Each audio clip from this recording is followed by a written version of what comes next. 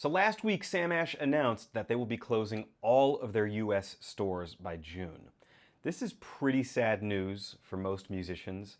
I think it's hardly shocking though, given the way things have been going in the world for the past couple of decades. As a musician, I have a lot of great memories of Sam Ash. It's always been a part of my life. I am from New York, and Sam Ash originated here in New York. It originated in Brooklyn 100 years ago. Funny enough, my first memory of Sam Ash is the 48th Street store down in New York, which actually closed and it moved, I think, to 34th Street a couple of years ago. But anyway, it used to be on 48th Street in Midtown. And I think I was 4 or 5 years old the first time I went. And I went to the drum area and Dave Weckl was playing the drums, who's a pretty famous drummer. And I had no idea who he was, but he signed a poster for me. And years later, as I became a fan of his and started learning more about music, I found that poster and made the connection. So growing up in the suburbs of New York, the White Plains store was my local store, about 20 miles north of New York City. I knew everybody in that store by first name. I was that annoying 14-year-old kid who wanted to be a jazz pianist, and I would go to the keyboard section and just play all day on a Sunday, just playing instruments that I could never afford because I had no money. I was 14. So playing these Roland Phantoms or even the first Nords that came out, like the Electro 1, the Electro 2, with these crazy price tags. I mean, it was like being a kid in a candy store. It was amazing. It was part of my life. And even though online shopping was very much a thing in the early 2000s, it wasn't anything like it is now. I mean, now in 2024, none of us want to leave our homes, right? We want everything delivered. We want our groceries delivered. We want to order from Sweetwater and just call it a day. But that was a different time. And Sam Ash was really an amazing place where I met a lot of musicians. They heard me play. I would hear them play. We'd exchange info. And it was so cool. I loved it. While it's definitely a loss, and all loss is sad, it's hardly surprising if you've been paying attention to what's going on around us. I mean, when I was a kid, we used to go to these places called shopping malls, right? And we'd go to stores and like buy stuff. So no one does that anymore. There's been a retail apocalypse going on for a long time. As a millennial, I think it's better the way things are now. I prefer ordering online. I save a lot of time. I prefer my Sweetwater, my Amazon Prime. I mean, I want to never leave the house. That's my goal. So I'm a fan of the convenience and the way things have generally gone, even though we've lost a human element, we've lost interaction and stuff like that, which is true. But that's obviously a major component of this. Second is showrooming. If you guys don't know what showrooming is, it's essentially when you go to a store to try something and then you order it online, right? If you go to Foot Locker to try on an expensive Adidas shoe, but then you get a better price on Zappos and order it at home, that's showrooming. And that has been killing brick and mortar businesses forever. So that's surely a component. I don't know anything about the internal workings of Sam Ash as a corporation, but there's always mismanagement involved with these kinds of failures because at the end of the day, even though they were around for 100 years, it is a failure. They've had every opportunity, like every other company, like Sweetwater or like Guitar Center, to adapt and to change, and obviously they did not make the right moves, which is why they are failing.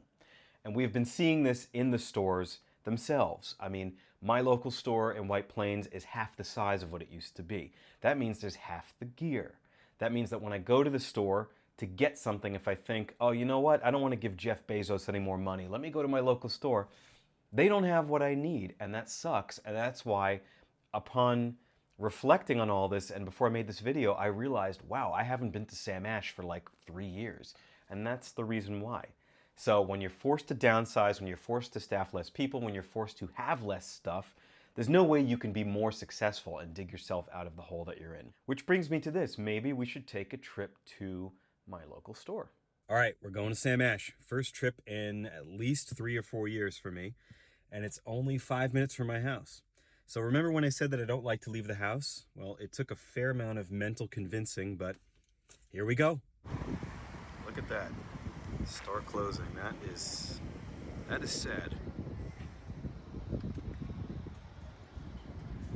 So I don't know if you guys can tell, but that was the second half of the store that they closed a couple years ago. That's where I used to go. That's where all the keyboards were, that's where all the fun was. And even though there's a sign there, there's nothing there. Look at that, Mama Sushi coming soon. So they're wasting no time.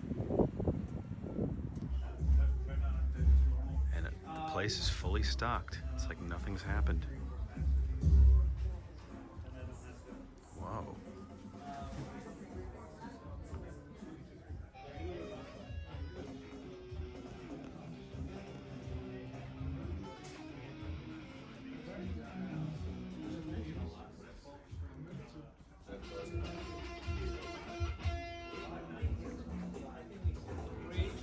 %5 off of a Silver Sky?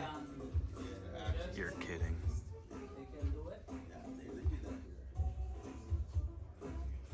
Okay, so that was a gigantic waste of time, but I did it for you guys. Everything in the store is not 50% off, but it is 5% off. So I don't know what that's about. The store is almost fully stocked. It looks like nothing happened. Keyboard section has all kind of lower mid-tier stuff. No motifs, no, montages, no Kronos, no Nords, no Kawaii MP7s or anything like that. So I don't know, kind of, it's what I said before. I kind of just wanted to leave. There really wasn't anything that interested me, no particularly good deals, just kind of sad. I wish I had more to say. Oh, one more thing I thought of was sheet music. So Sam Ash used to have a pretty big sheet music business, which was obviously killed with music notes a long time ago. But that was probably a fairly healthy component of their business. If you wanted sheet music, you had to go to the store and buy it. And that's something that disappeared quite a while ago. Yeah, it is sad though. It's a shame. So before we go, I wanted to talk about one more thing, which is music and how it fits into our culture. And music, obviously, is just not a part of the culture the way that it used to be. I mean, a long time ago, before my time, people had posters of what we call guitar heroes on their walls, right? Jimi Hendrix, Jimmy Page. You knew what kind of guitars they played, even if you weren't a musician. There was a connection between the artist and the gear in a way that there isn't anymore. Like right now, I can't even tell you what kind of a guitar Taylor Swift plays. And she's the most famous person in the world, and I've seen a million pictures of her, and I've seen a million videos of her. I'm guessing she plays a Taylor? I don't know. Because that link is kind of broken. Kids don't really care about that kind of stuff. The music and how it fits in the culture, the artist, just knowing things about the artists and about the music and what they play and how they play, that connection was stronger a long time ago than it is now, right? You could talk to non-musicians from the boomer generation who were fans of Led Zeppelin, who were fans of King Crimson, who were fans of Genesis, whatever. And even non-musicians, they could tell you like, oh yeah, that's a Gibson Les Paul. Oh yeah, that's a DW drum set. They know these things. Like these things are part of the culture. And that just doesn't exist anymore. And that's something that I find to be fascinating. Anyway, guys, thank you so much for watching this video. I'm very curious to hear your thoughts. Is Sam Ash going to be bailed out? Will the situation change in a few weeks? Will we all just get over it and order from Sweetwater and forget this whole thing happened? I don't really know, but I'd love to hear your thoughts. As always, don't forget to like and subscribe. Thanks again, and see you in the next one.